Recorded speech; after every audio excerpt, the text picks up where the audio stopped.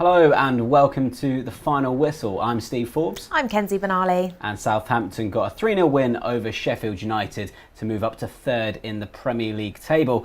Now here to discuss all the match talking points with us are Dean Hammond and Joe Prince-Wright. Dean, let's come to you first. What do you make of the game in general? Well, an excellent performance, especially second half, but especially first half as well, because Southampton had to have a different approach. Sheffield United, we expected, dropped very, very deep and held a low block sort of shape. So Southampton had to be patient, had to be consistent with their possession and passing, and tried to find them opportunities and gaps. And they finally did with a goal from Shea, which was very, very important. It was always a morning or an afternoon to get that first goal. Once they got that first goal, I believe that they would get the 3 points. I think that was just a question mark, but a really fluent display. And apart from probably a 10-minute spell at the beginning of the second half where Sheffield United had a little bit more flexibility and freedom, Southampton fully in control. Really, really good performance. Scored 3 good goals, impact from the bench. The crowd would have enjoyed that. It's nice for the players to put a performance on like that with the crowd returning to St Mary's. So a really good afternoon's work and a 3-0 win and third in the Premier League. So we should all be smiling. Yeah, definitely. And Joe, we were predicting before the game that it'd be quite a tight affair, but that didn't really seem to be the case in the end. No, it wasn't. Total domination from start to finish. As Dean said, apart from that first 10, 15 minutes of the second half, Southampton really were comfortable. You could maybe argue they should have scored more goals, especially in the first half when they were on top. But what I loved about this display is that, as well as the high pressing, there was a lot of keeping the ball, a lot of being patient. At times, maybe kind of heart in the mouth stuff a little bit in the second half when it was only 1-0 and playing the ball around the back. But that really was lovely to see because it drew Sheffield United out, and then they could hit them on the counter and use the likes of Walcott and Armstrong to link up with Ings and Adams up front. So totally dominant display and up to third in the table. And as you can see, I can't stop smiling.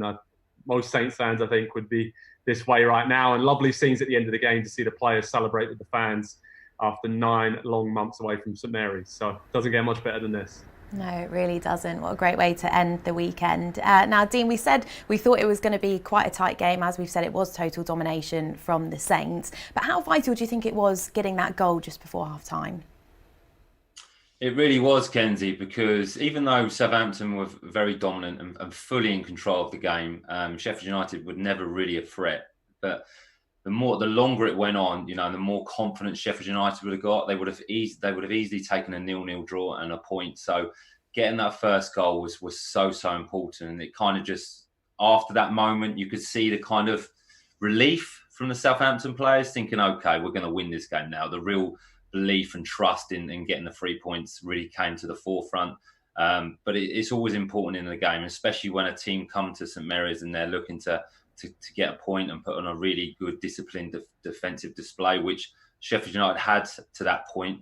But getting that first goal and Shea get a scoring against his old club was always good. And the players celebrating with the fans and the noise in the stadium was great to hear. So, yeah, really, really important, especially when Sheffield United would have been so happy and relieved to go in at half-time at 0-0. So, yeah, really good time to score. And it just opened the game up from that moment. Yeah, it was a bit of a strange first goal for Southampton. It seems like it was a bit of a calamity between the Sheffield United defender and the goalkeeper. What did you make of it, Joe?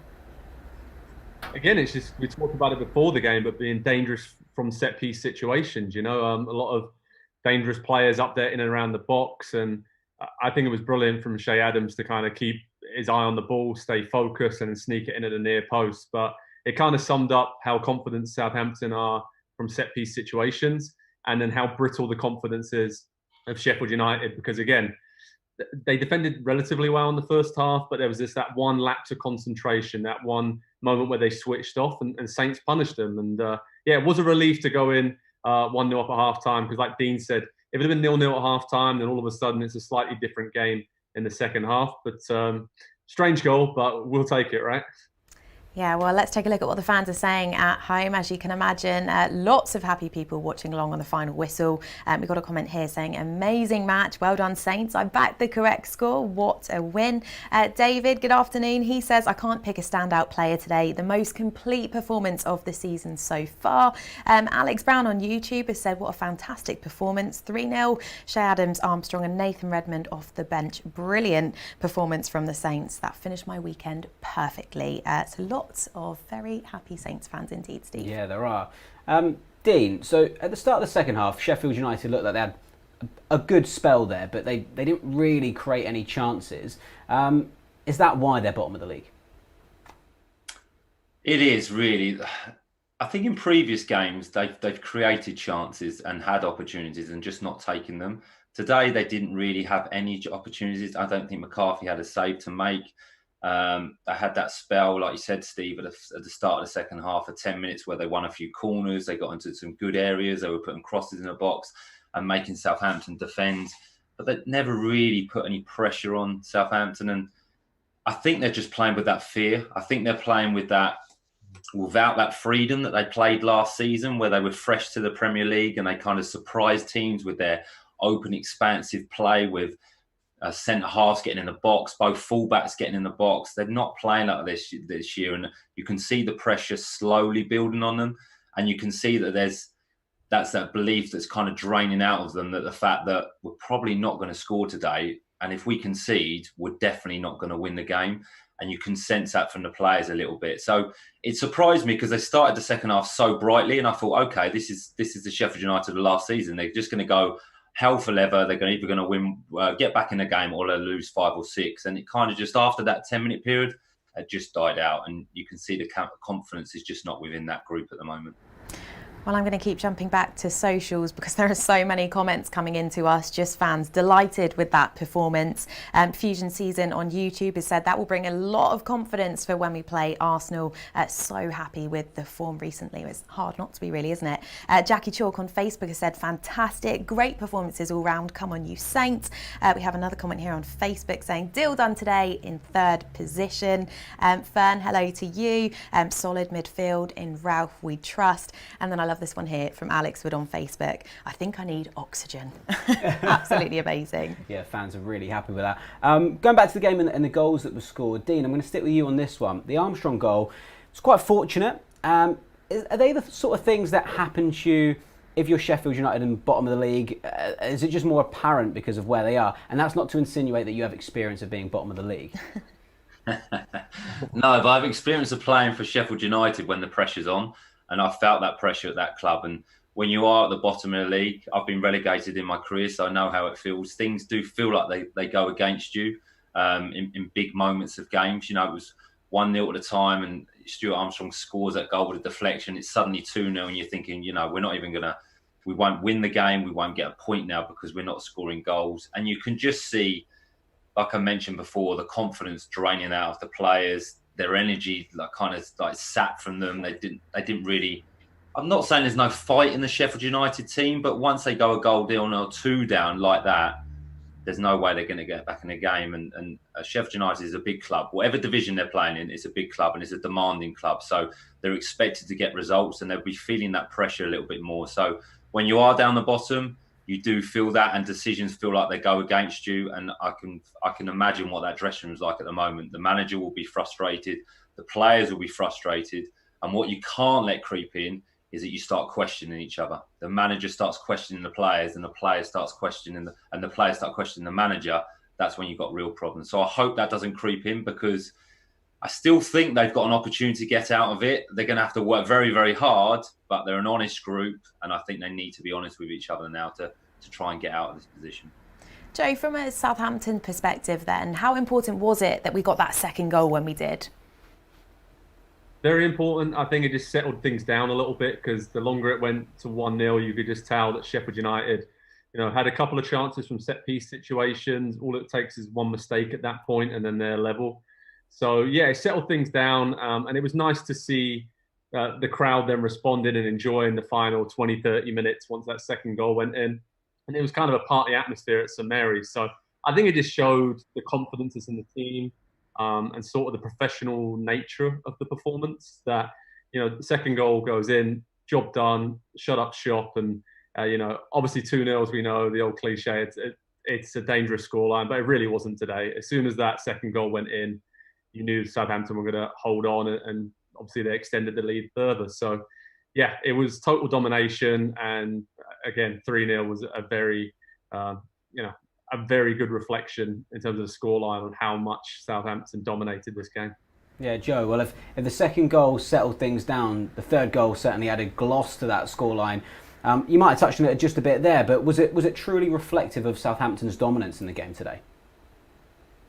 Massively. I think, I said it before the game, when you've got players like Redmond coming off the bench and Diallo, and then Gineppo didn't even come on today, but when you have that quality to bring on an attack, it gives you a huge boost and a big impact. Redmond, I thought, did really well when he came on and kind of staked his claim for a place in the starting lineup there. But I don't know how you leave any of that starting lineup today, because Walcott, Armstrong, Ings and Adams were all very good again as that front four unit. And to a man, I would really struggle to hand out a man of the match performance today, because everyone deserved that award for Southampton. So, yeah, I think it really did show that as long as Southampton stay free of injuries, then they have a lot of good options going forward. Dean, we know you're a fan of Nathan Redmond. How much confidence will today have given him? Yeah, a lot. And to come on and score a goal like he did, it was an excellent 1-2. That's what we want to see Nathan doing. I think that's the only part of his game that's really missing. He's very creative. He can go past players. He kind of glides past players, and he gets himself into some really good opportunities in good areas, and then kind of lets himself down on the cross potentially, or his final pass, or his finishing. But that goal today was a lovely 1-2. He looked really, really confident. And I think the thing that helped him was the fact that he was slightly off balance, and he was kind of fighting with the defender. So he didn't have a chance to think about his finish, and it was just a natural instinct finish. But no, brilliant. And like Joe touched on there, to have players coming off the bench to want to prove a point, to make an impact, to stake a claim in the starting 11 again is brilliant. And the squad looks healthy. The squad looks fit. So yeah, it's exciting times for Southampton. And we've been saying that a lot this season, and it's no fluke, because the team look really, really strong. Yeah, one of the standout performers today was Yannick Vestergaard, putting a man of the match performance. Got forward quite a few times, and a number of fans on Twitter are saying that he's got similarities to one Virgil van Dijk, as Joe was mentioning in the pre-match show. Dean, is that something that you see as well? I think Joe started that off now. He's going to get comparisons all the time. But, do you know what? He definitely does have comparison. Like, Virgil van Dijk is an exceptional player, probably one of the best defenders in the world. I'd say Virgil's quicker, a bit more of an athlete, but in terms of in possession and on the ball, they're very, very similar. Vestergaard is comfortable on both feet. He likes the ball at his feet as well. He'll take a risk with a pass. Joe mentioned it, that there was a few moments second half at 1-0 where they were kind of playing around the edge of the box in Southampton's area, but they look comfortable and confident. So no, he's getting stronger and stronger. And when he does glide out, especially first half, I think he went to shoot. The crowd were encouraging to shoot. He checked back on his other foot and played a lovely through ball to Danny Ings, who almost got in. So no, he's confident, and he's playing with a smile on his face. He looks like he's comfortable within the team, and I think the players are looking to him for guidance now, which is a big thing, because it was the reverse when he came into the team. So full credit to him, because he's performing very, very well. Well, I want to read this comment out here that we've just had through from Michael on YouTube. He says, Walcott running around like a pressing madman brought a tear to my eyes. Thanks for that one, Michael. Joe, what did you make of Walcott and Armstrong's positioning throughout the game? Because they seem to be kind of drifting quite central, as we saw from the goal.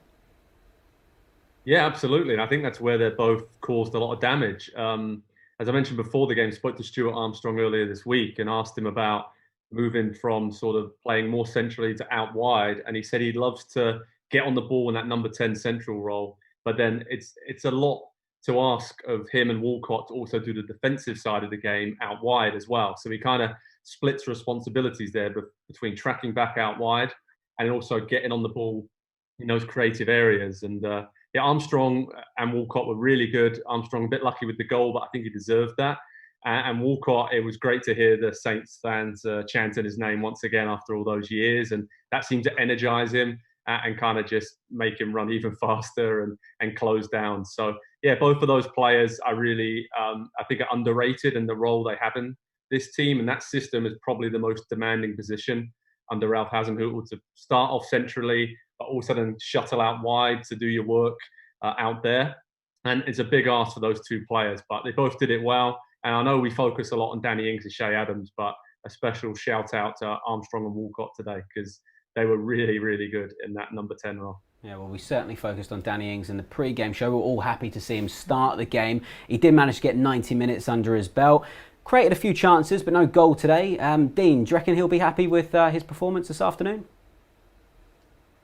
I would imagine Danny would be a little bit frustrated. He's a goal scorer. He loves scoring goals, and he would have seen today an opportunity to get more goals. He didn't quite.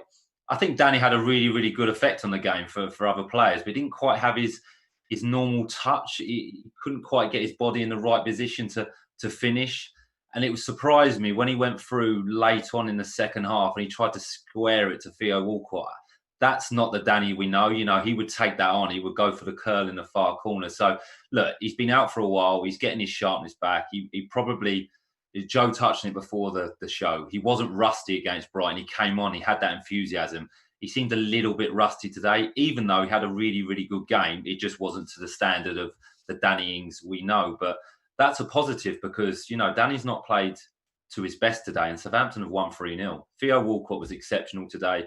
Stuart Armstrong was exceptional. And Shea Adams just looks like the real deal to me. I think if he keeps playing like this, there's a real good chance he'll get called up for England. So them four were really, really good today. And Danny will be frustrated, and you could see that in a couple of challenges he did. But that's good because he's hungry and he'll come back, and I could imagine he'll be firing all cylinders on Wednesday against Arsenal.